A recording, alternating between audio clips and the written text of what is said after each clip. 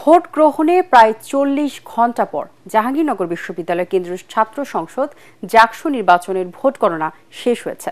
দুপুর 2:20 দিকে 21টি কেন্দ্রের সব কটির ভোট গণনা শেষ হয় বলে জানিয়েছেন নির্বাচন কমিশনের সদস্য অধ্যাপক লুৎফুল এলাহি। আলাদাভাবে সব হলের ভোট গণনা শেষ হওয়ার এখন সব কেন্দ্রের ভোট যোগ করে তা আবার যাচাই করে ফলাফল প্রকাশ করা হবে। সন্ধ্যা 7টা নাগাদ চূড়ান্ত ফলাফল ঘোষণা করা হবে বলে জানিয়েছেন প্রধান নির্বাচন কমিশনার অধ্যাপক মনিরুজ্জামান। এদিকে বিশ্ববিদ্যালয়ের registrar doctor ABM Azizur Rahman জানিয়েছেন নির্বাচন পরবর্তী পরিস্থিতি নিয়ন্ত্রণ ও ক্যাম্পাসে আইন শৃঙ্খলা স্বাভাবিক রাখতে আগামীকাল সব ধরনের একাডেমিক ও প্রশাসনিক কার্যক্রম বন্ধ রাখার সিদ্ধান্ত নেওয়া হয়েছে। এর আগে বৃহস্পতিবার সকাল 9টা থেকে জাকসু নির্বাচনে ভোট গ্রহণ শুরু হয়, চলে বিকেল 5টা পর্যন্ত।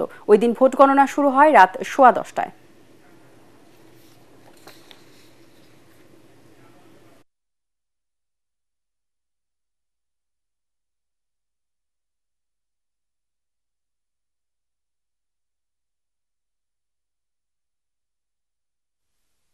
এটা আসলে আমরা ভোট গণনা করতে যে অনেকে আমরা এখানে কাজ করছি, কারো গতি বেশি কারো গতি কম, কিন্তু আপনারা যখন জোরাজুরি করেন একটা সময় বলার জন্য তখন অনুমান করে বলি, অনুমান তো সবসময় বাস্তবসম্মত হয় না।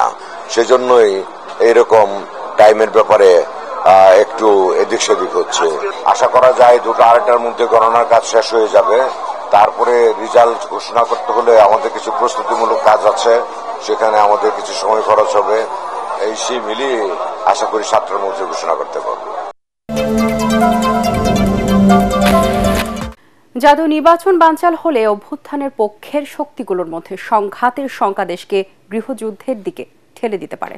রাজধানীর গুলশানে বিইআই আয়োজিত গোলটেবিল বৈঠকে এমন আশঙ্কা জানান রাজনৈতিক বিশ্লেষকরা। গণ অভ্যুত্থানের পক্ষের শক্তিগুলোর মধ্যে অনৈক্য চরম আকার ধারণ করেছে, যা 24-এর গণ অভ্যুত্থানের অর্জনকে ব্যর্থ করে দিতে পারে বলে মন্তব্য করেন বক্তারা। এ সময় রাজনীতিবিদ সুশীল সমাজের প্রতিনিধিরা বলেন, ছোটখাটো ত্রুটি বিচ্যুতি থাকলেও ডাকসু নির্বাচন সবাইকে আশাবাদী করেছে, তবে জাকসু নির্বাচন একইভাবে হতাশা তৈরি করেছে। অনুষ্ঠানের প্রধান অতিথি ঐকমত্য কমিশনের সহসভাপতি ডক্টর আলী রিয়াজ বলেন, শুধু একটি নির্বাচনের মাধ্যমে গণতন্ত্রে উত্তরণ সম্ভব নয়। এ সময় বিএনপির স্থায়ী কমিটির সদস্য সালাউদ্দিন আহমেদ বলেন, সংবিধান সহ সব সংস্কার এখনই বাস্তবায়ন করতে হবে। এমন দাবির পেছনে ভিন্ন উদ্দেশ্য আছে। নির্বাচনকে নিয়ে এবং সংস্কারের বাস্তবায়ন নিয়ে বিভিন্ন রকম বক্তব্য দিয়ে যাচ্ছে, সেটা তাদের ডেমোক্রেটিক রাইট এবং সেটা এস্টাবলিশ হওয়ার তো একটা বৈধ পন্থাই হচ্ছে এটা গণতান্ত্রিক পদ্ধতিতে সুষ্ঠু নির্বাচন। এখন সেটার বাইরে এসে যদি এক্সট্রা ইলেকট্রাল প্রসেস অথবা এক্সট্রা কনস্টিটিউশনাল প্রসেস বা অর্ডারের কথা বলে, তাহলে যেই ব্যাড প্রেসিডেন্ট অথবা ইনস্ট্যান্স সৃষ্টি হবে, সেটা যদি ভবিষ্যতে ফলোড হওয়ার মতো কোনো প্রেসিডেন্ট সৃষ্টি হয়, তাহলে যেটা হবে যে ভবিষ্যতে আর সাংবিধানিক ব্যবস্থা অক্ষুণ্ণ থাকবে না। ট্রানজিশন নির্বাচনের রিকোয়ারমেন্ট নেসেসারি, নট সাফিসিয়েন্ট। যে নির্বাচনটা আপনার সামনে, সেই নির্বাচনটা যে কোনো নির্বাচন বলে মনে করবেন না প্লিজ। আপনাদের কাছে আমার একান্ত অনুরোধ।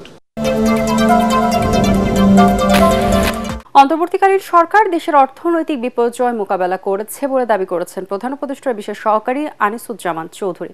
তার দাবি, তুলনামূলক বিচারে বেশ কিছু সূচকে বাংলাদেশের অবস্থান ভালো, তাই এলডিসি উত্তরণ হওয়া না হওয়ার বিষয়টি এখন আর সরকারের হাতে নেই।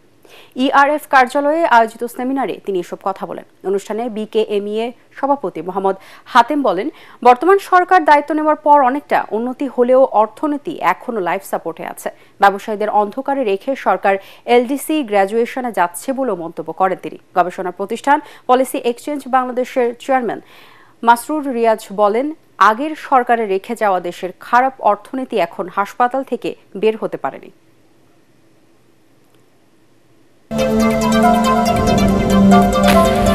গুম, খুন সহ যে কোনো অপরাধের ঘটনা স্বাধীনভাবে তদন্তে আইন সংস্কার করে জাতীয় মানবাধিকার কমিশনকে স্বাধীন প্রতিষ্ঠানে রূপ দিতে চায় সরকার। দুপুরে কক্সবাজারের বেওয়াজ হোটেলের জাতীয় মানবাধিকার কমিশন অধ্যাদেশ নিয়ে পরামর্শক সভায় আইন উপদেষ্টা ডক্টর আসিফ নজরুল এসব কথা বলেন। ইউএনডিপির সহায়তায় আইন, বিচার ও সংসদ বিষয়ক মন্ত্রণালয় অংশীজনদের নিয়ে এই পরামর্শক সভার আয়োজন করে।